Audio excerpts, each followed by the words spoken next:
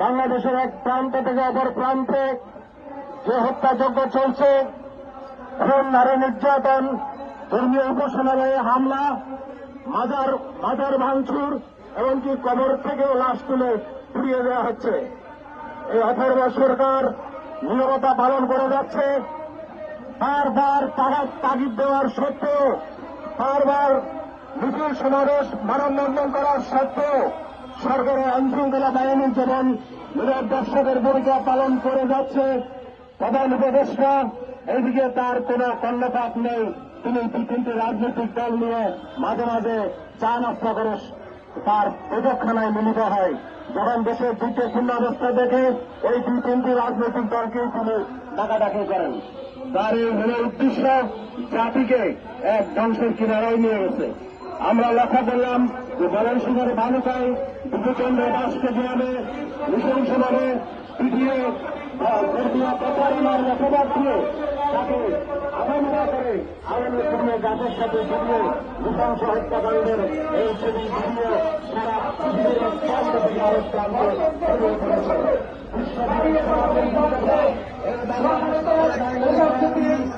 বাংলাদেশের জনগণ আপনাদের কাছে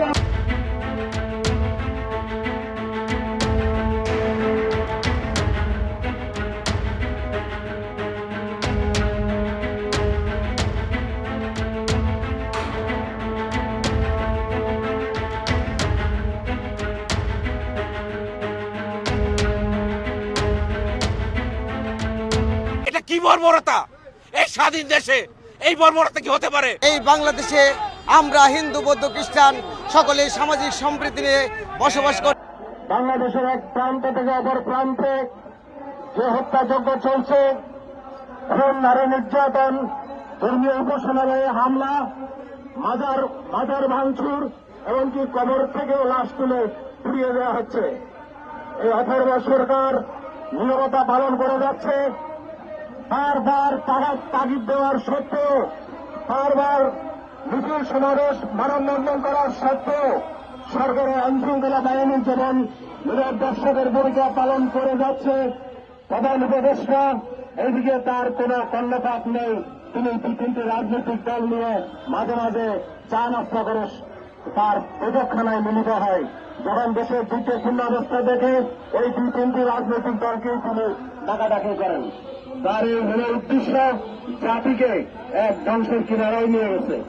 আমরা লক্ষ্য করলাম যে ময়মনসিংহের ভালুকায় বিভূচন্দ্র দাসকে যেভাবে নৃশংসভাবে পিটিয়ে প্রচারণার রসবাদ দিয়ে তাকে আবহাওয়া করে আওয়ামী লীগের গাছের সাথে জড়িয়ে নৃশংস হত্যাকাণ্ডের এই ছবি ভিডিও সারা পৃথিবীর প্রান্ত থেকে আরেক প্রান্তে ছড়িয়ে পড়েছে।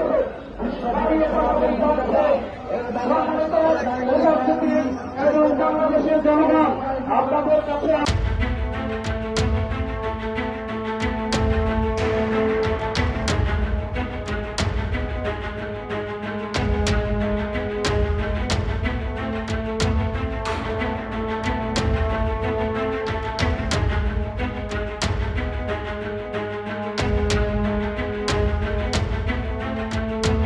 কি বর্বরতা!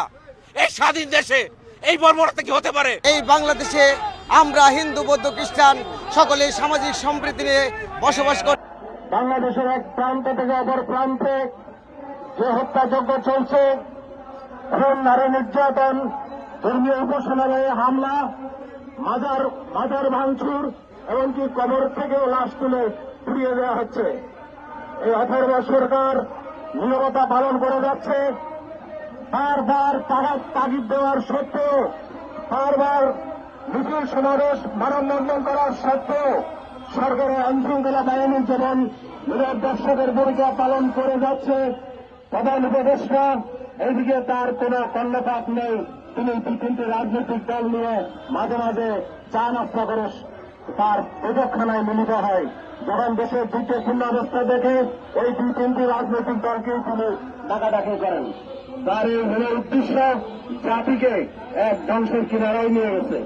আমরা লক্ষ্য করলাম যে ময়মনসিংহের ভালুকায় বিভূচন্দ্র দাসকে যেভাবে নৃশংসভাবে পিটিয়ে প্রচারণার রসবাদ দিয়ে তাকে আকাঙ্ক্ষা করে আওয়ামী লীগের গাছের সাথে জড়িয়ে নৃশংস হত্যাকাণ্ডের এই ছবি ভিডিও সারা পৃথিবীর এক প্রান্ত থেকে আরেক প্রান্তে ছড়িয়ে পড়েছে।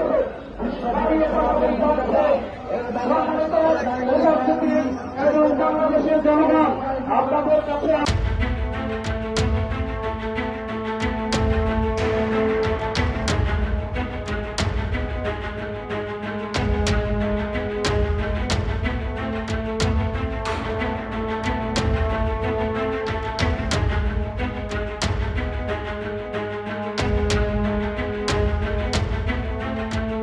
এটা কি বর্বরতা? এই স্বাধীন দেশে এই বর্বরতা কি হতে পারে? এই বাংলাদেশে আমরা হিন্দু বৌদ্ধ খ্রিস্টান সকলে সামাজিক সম্প্রীতি নিয়ে বসবাস করি। বাংলাদেশের এক প্রান্ত থেকে অপর প্রান্তে যে হত্যাযজ্ঞ চলছে, খুন, নারী নির্যাতন, ধর্মীয় উপাসনালয়ে হামলা, মাজার ভাঙচুর, এমনকি কবর থেকেও লাশ তুলে পুড়িয়ে দেওয়া হচ্ছে। এই অথর্ব সরকার নীরবতা পালন করে যাচ্ছে। বারবার তাগিদ দেওয়ার সত্ত্বেও, বারবার মিছিল সমাবেশ মানববন্ধন করার সত্ত্বেও সরকারের আইনশৃঙ্খলা বাহিনী যেমন নীরব দর্শকের ভূমিকা পালন করে যাচ্ছে, প্রধান উপদেষ্টা এদিকে তার কোন কর্ণপাত নেই। তিনি দুই তিনটি রাজনৈতিক দল নিয়ে মাঝে মাঝে চা নাস্তা করে তার প্রদক্ষিণায় মিলিত হয়। যখন দেশের দুইটি পূর্ণাবস্থা দেখে ওই দুই তিনটি রাজনৈতিক দলকেই তিনি ডাকাডাকি করেন। তার এই মূল উদ্দেশ্য জাতিকে এক ধ্বংসের কিনারায় নিয়ে গেছে। আমরা লক্ষ্য করলাম যে ময়মনসিংহের বালুকায় বিভূচন্দ্র দাসকে যেভাবে নৃশংসভাবে পিটিয়ে ধর্মীয় প্রচারণার অপবাদ দিয়ে তাকে আকাঙ্ক্ষা করে আওয়ামী লীগের গাছের সাথে জড়িয়ে নৃশংস হত্যাকাণ্ডের এই ছবি ভিডিও সারা পৃথিবীর এক প্রান্ত থেকে আরেক প্রান্তে ছড়িয়ে পড়েছে।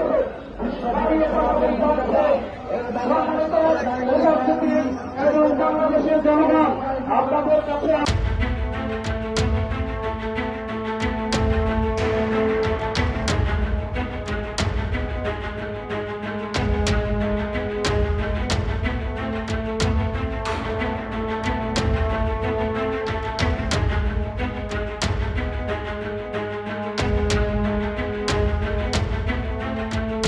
এটা কি বর্বরতা? এই স্বাধীন দেশে এই বর্বরতা কি হতে পারে? এই বাংলাদেশে আমরা হিন্দু বৌদ্ধ খ্রিস্টান সকলে সামাজিক সম্প্রীতি নিয়ে বসবাস করি। বাংলাদেশের এক প্রান্ত থেকে অপর প্রান্তে যে হত্যাযজ্ঞ চলছে, খুন, নারী নির্যাতন, ধর্মীয় উপাসনালয়ে হামলা, মাজার ভাঙচুর, এমনকি কবর থেকেও লাশ তুলে পুড়িয়ে দেওয়া হচ্ছে। এই অথর্ব সরকার নীরবতা পালন করে যাচ্ছে। বারবার তাগিদ দেওয়ার সত্ত্বেও, বারবার মিছিল সমাবেশ মানববন্ধন করার সত্ত্বেও সরকারের আইনশৃঙ্খলা বাহিনী যেমন নীরব দর্শকের ভূমিকা পালন